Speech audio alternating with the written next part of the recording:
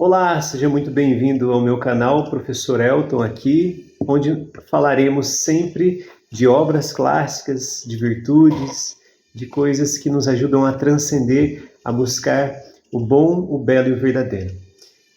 Eu quero falar com vocês a partir de hoje sobre uma obra maravilhosa da literatura, uma das obras fundantes, depois da Ilíada, também um épico homérico, a Odisseia.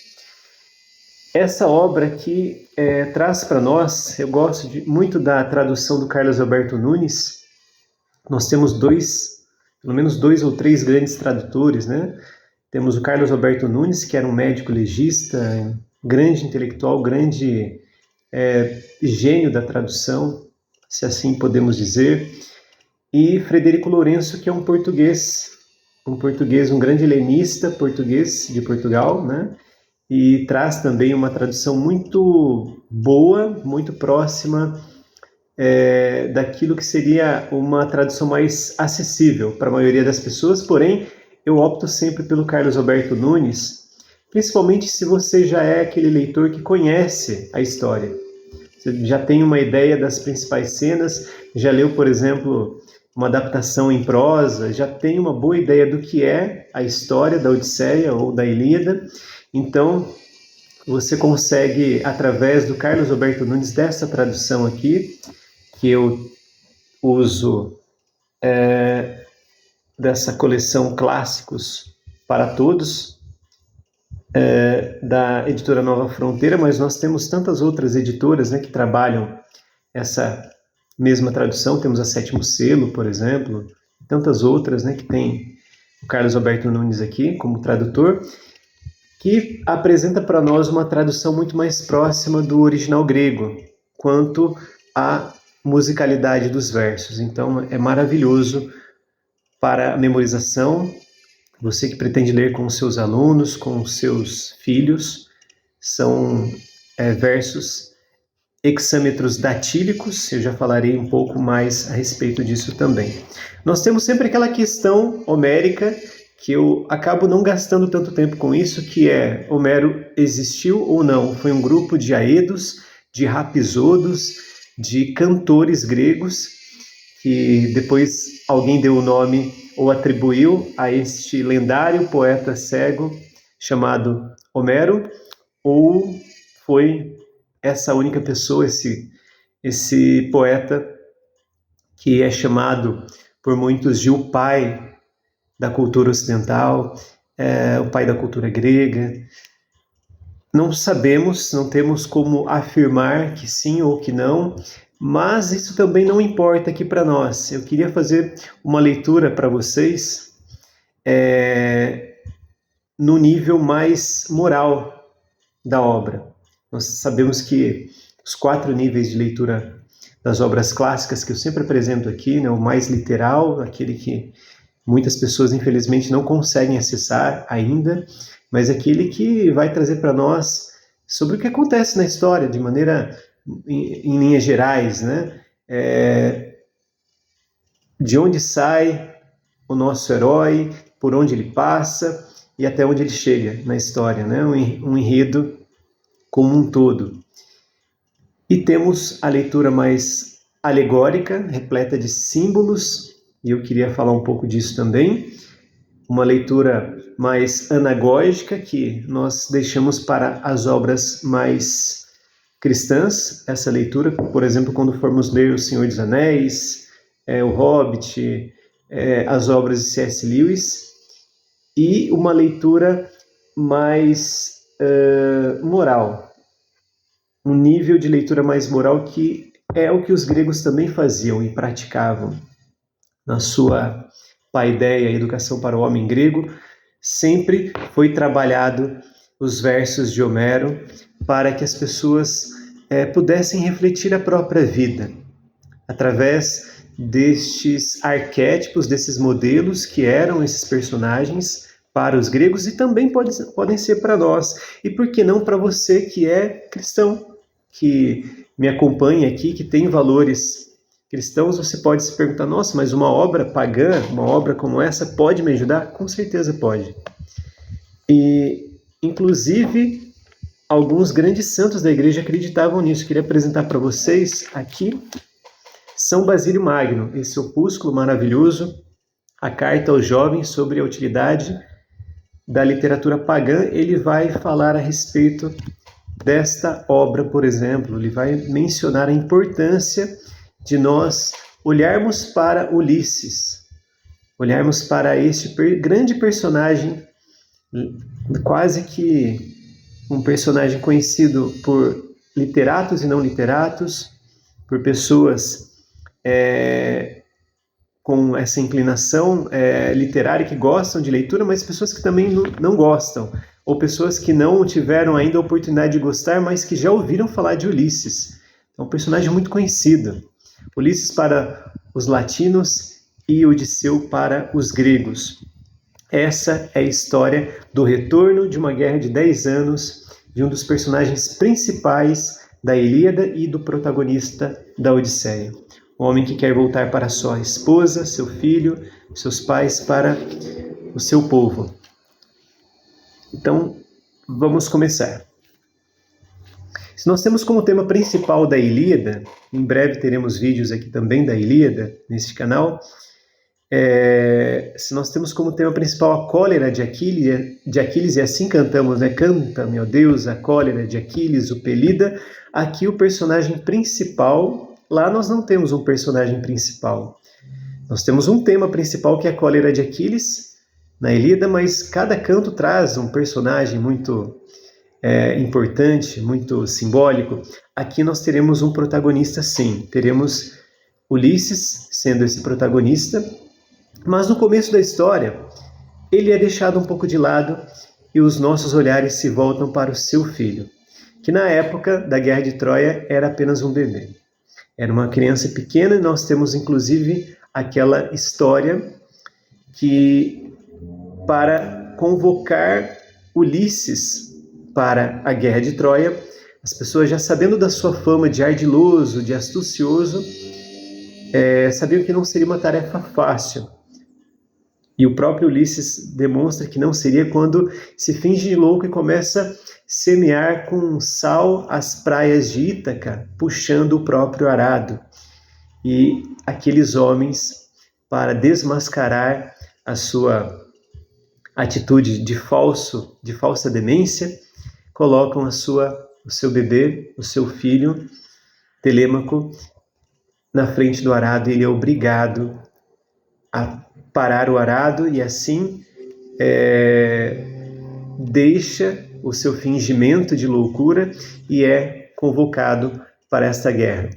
Guerra que nós já sabemos o motivo, nós sabemos que trata-se do roubo, do rapto de Helena por Paris, príncipe troiano, e havia uma aliança entre os reis gregos, entre os aqueus, de que se alguém roubasse aquela esposa, eles se uniriam para retomá-la de volta. Mas havia também um interesse político ali. Havia, sem dúvida, um interesse nas riquezas de Troia, que era uma cidade fortificada por suas muralhas, uma cidade quase que intransponível, mas que depois esse grande personagem, com a sua inteligência, com a sua astúcia, chamado por Camões também nos versos dos Lusíadas, de o sábio grego. Ele, não pelo braço, não pela força tão somente, mas também pela sua inteligência, trará aí a queda de Troia, a ruína de Troia, através do cavalo. Mas nós não veremos o cavalo de Troia na Ilíada, já adianto isso para vocês que me acompanham, e não veremos aqui com muitos detalhes. Algumas coisas o próprio Ulisses vai contar, principalmente para o rei dos Feácios, estando uma vez náufrago na ilha dos Feácios, mas nós teremos mais detalhes numa obra romana, chamada Eneida de Virgílio, que nós também teremos vídeos aqui a respeito da Eneida num futuro próximo, assim espero. Bom, Musa, reconta-me os feitos do herói astucioso que muito peregrinou, desde que se fez as muralhas sagradas de Troia. Muitas cidades dos homens viajou, conheceu seus costumes, como no mar padeceu sofrimentos inúmeros na alma, para que a vida salvasse de seus companheiros a volta. Os companheiros, porém, não salvou, muito embora o tentasse, pois pereceram por culpa das próprias ações insensatas, loucos que as vacas sagradas do Sol Hiperônio comeram. Ele, porém, por isso, do dia feliz os privou do retorno. Então nós teremos aqui esses versos hexâmetros datílicos. Dátilos vem de dedos, então nós temos no dedo, a menos que você tenha algum probleminha no dedo, sempre um ossinho mais longo e dois mais curtinhos, e isso fala para nós também a respeito da intensidade, da sonoridade dos versos, né? Musa, reconta meus feitos, herói astucioso, que muito. Então, nós temos um ritmo clássico aqui tanto para a Ilíada, a Odisseia e tantos outros épicos, outras epopeias, principalmente cantadas em versos hexâmetros datílicos. E nós teremos aqui um enredo muito interessante. Esse primeiro canto vai falar para nós da Telemaquia, das aventuras de Telêmaco. Telêmaco está já por muitos anos vendo o reino de seu pai, que uma vez ausente por causa da guerra de Troia, e eles não sabem do que aconteceu com seu pai, né? Se ele foi morto, se ele morreu afogado, se ele está preso, ninguém sabe o que aconteceu com Ulisses. Ele aguarda, embora agora um tanto quanto desesperançoso, ainda cultiva no íntimo do seu coração o desejo de conhecer seu pai, porque ele era apenas um bebê quando seu pai foi para a guerra. Sua mãe, Penélope, está sendo também assediada por pretendentes que querem usurpar o trono de Ulisses, uma vez que o trono de Ítaca está sem o seu rei, sem o seu governante. Aqueles que eram filhos dos homens, dos nobres que foram auxiliar Ulisses na guerra, estão pleiteando este trono, estão abusando da hospitalidade do reino, estão ali dilapidando os bens de Ulisses, de Telêmaco, de Penélope, estão fazendo churrasco, estão comendo, estão se embriagando, estão abusando dessa hospitalidade que é uma lei sagrada, a lei de Zeus, né, para os gregos antigos. Então, essa obra também vai falar para nós a respeito da xenia, da lei da hospitalidade. Lei essa que, por exemplo, o próprio Ulisses vai reclamar na gruta do Ciclope, quando o Ciclope, Polifemo, come os seus companheiros e diz que vai comê-lo por último, mas Ulisses sabiamente consegue arquitetar um plano para escapar de Polifemo. Nós veremos isso num vídeo posterior. Então nós teremos aqui uma leitura muito interessante, se nós olharmos principalmente esses comentadores, não o professor Elton aqui, mas esses grandes homens que leram, e à luz desta cosmovisão, dessa visão de mundo que esses grandes gênios tinham, esses grandes intelectuais tinham, como São Basílio, por exemplo, nós podemos aprender muita coisa para a nossa própria vida. São Basílio vai dizer, por exemplo, aqui no capítulo 3º deste opúsculo, a Carta aos Jovens sobre a Utilidade da Literatura Pagã, o seguinte: você que tem essa preocupação, né? Será que eu devo ou não ensinar obras não cristãs, obras pagãs para os meus filhos? Talvez com aquele receio, aquele medo de que seu filho deixe de ser católico. Eu gosto de dizer uma frase do meu professor, querido professor Lucas, um forte abraço, Lucas Fonseca, o grande mestre de estudos clássicos. Ele diz o seguinte, que aquela criança que deixa de ser católica, talvez porque está tendo contato com as obras pagãs, talvez não era tão católica assim. Então, é uma preocupação que nós devemos ter. É a maneira com que nós apresentamos a obra, e não a obra em si. Não a obra em si. O próprio São Basílio Magno, ele diz algo maravilhoso. Ele diz assim, ó, deixa eu pegar com vocês aqui, a respeito da Odisseia. Iremos admirá-los e tentaremos imitá-los. Mas quando nos forem apresentados personagens infames, taparemos os ouvidos para nos proteger de semelhantes exemplos, como fez Ulisses para evitar o canto das sereias. Então nós teremos, por exemplo, no canto 12 da Odisseia, o canto em que Ulisses e seus companheiros passam pela Ilha das Sereias. E eu gosto muito dessa imagem que a editora Nova Fronteira traz aqui na capa do meu livro. Olha que interessante. Aqui nós temos Ulisses. Não sei se você consegue ver aqui. Ulisses, ele está atado aqui ao mastro da embarcação. E ele faz esse pedido aos seus companheiros: me amarrem, e mesmo que eu ordene que vocês me soltem, vocês não obedeçam. Me mantenham presos. Me mantenham presos aqui, porque eu quero ouvir o canto das sereias. Olha que interessante. Aqui há um ensinamento muito peculiar. Os companheiros, ele orienta que tapem os ouvidos com cera de abelha. Então, os companheiros estão ali remando a nau com os ouvidos tapados de cera. Ulisses não. Ulisses, ele quer flertar com o perigo, mas ele tem sabedoria para isso. Ele está ali amarrado e ele pede, a orientação é: mesmo que eu ordene, vocês não devem me soltar. Mantenham-me preso. Ele está preso, mas ao mesmo tempo ele está contemplando a beleza do canto das sereias. Mas está preso ao mastro de um navio. Aqui eu queria trazer uma visão minha a respeito de algo que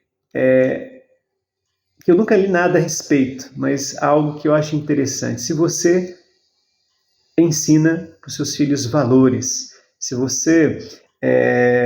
esses valores são muito bem sedimentados, alicerçados, não se preocupe com o contato, com aquilo que eles possam ouvir de obras pagãs como essas que nós leremos aqui neste canal, como a Odisseia, como a Ilíada, como a Eneida e tantas outras obras. Não se preocupe com isso. Eles podem ouvir, mas eles estão atados, eles estão muito bem firmes nos valores que você tem ensinado. Então não se preocupe com isso. Então essa passagem ela é repleta de tantos outros ensinamentos, mas eu gosto muito de refletir sobre isso, por exemplo. Então nós teremos, nesse primeiro canto, eu gosto aqui de dividir os cantos em partes para que nós possamos organizar o nosso pensamento, criarmos mesmo um mapa mental de como nós podemos depois acessar isso de maneira mais lógica e organizada. Então nós teremos uma Assembleia dos Deuses, nós teremos conselhos de Palas Atena a Telêmaco, ela vai aparecer para Telêmaco na pessoa de Mentes, que também nós podemos chamar de mentor. Aqui na Odisseia, ele é praticamente um personagem secundário, o Mentes. Mas Palas Atena não. Palas Atena, ela é fundamental. Ela funciona aqui como uma intervenção divina.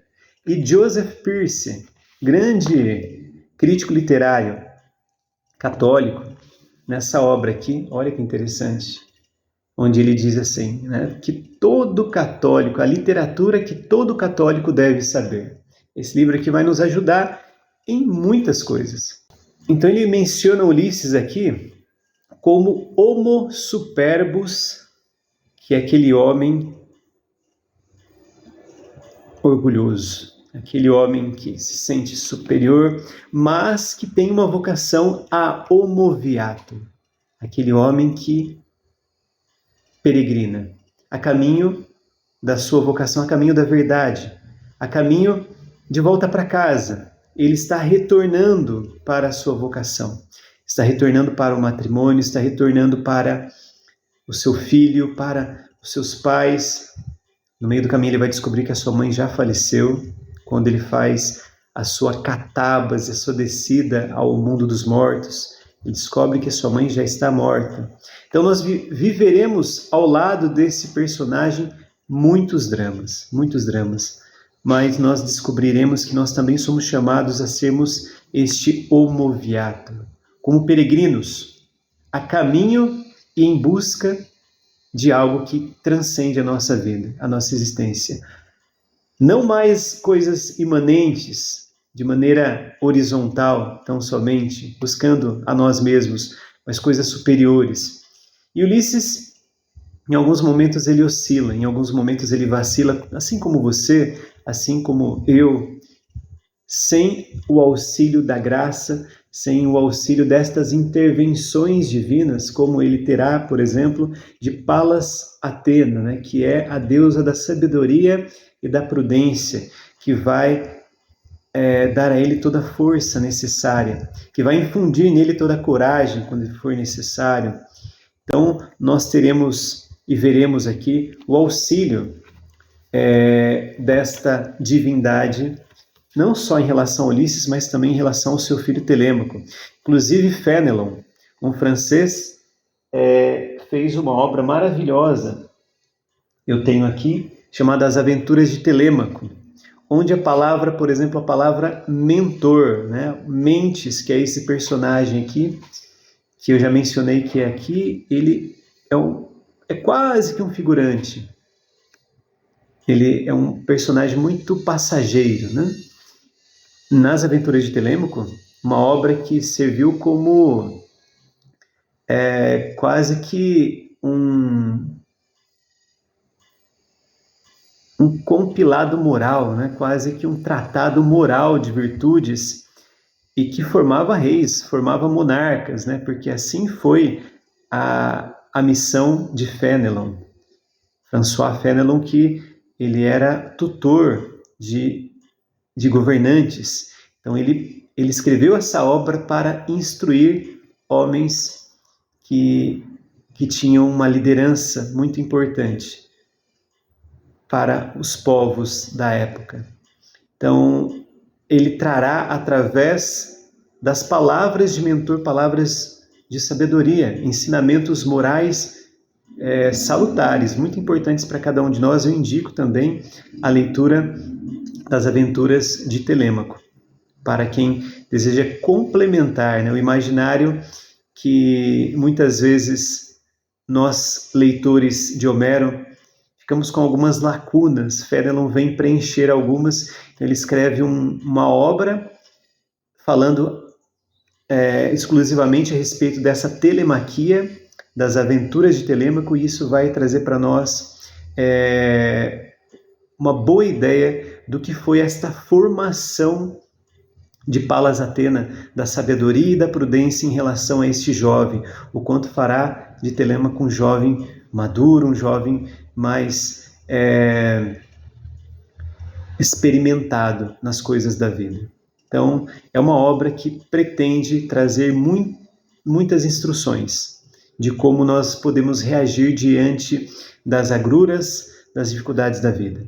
Nós teremos aqui alguns temas no canto primeiro, que, por exemplo, tudo aquilo que foi falado já da Assembleia dos Deuses, onde vai ser deliberado a respeito do retorno ou não de Ulisses, e uma vez que é decidido que ele vai voltar para casa, Atena imediatamente vai até Ítaca e Hermes é enviado a Odígia, que é a ilha da deusa Calipso, né, onde ela está ali aprisionando com seus encantos este homem que durante o dia chora de saudade da sua casa, da sua família, mas à noite ele acaba se entregando aos encantos de Calipso. Calipso, que do grego significa aquela que oculta, aquela que esconde. Então, ele não teria força por ele mesmo. Ele não teria condições, por mais que fosse um homem inteligente, um homem sábio, como nos dirá Camões, mas também um homem dado e inclinado às suas paixões, como era Ulisses. Ele não teve força por ele mesmo, mas através dessa intervenção divina, ele conseguirá dar passos de homo superbos para homo viator. Um homem que retorna, um homem que caminha, um homem que peregrina de volta para sua casa. Bom, é isso o vídeo de hoje. Espero que tenha te ajudado a ter uma ideia, em linhas gerais, do que nos aguarda a Odisseia. Pretendo fazer mais algumas leituras e também comentários a respeito da Odisseia nos próximos vídeos dessa semana. Acompanhe o meu canal, compartilhe com pessoas que gostam de literatura e curta. Espero que você tenha gostado.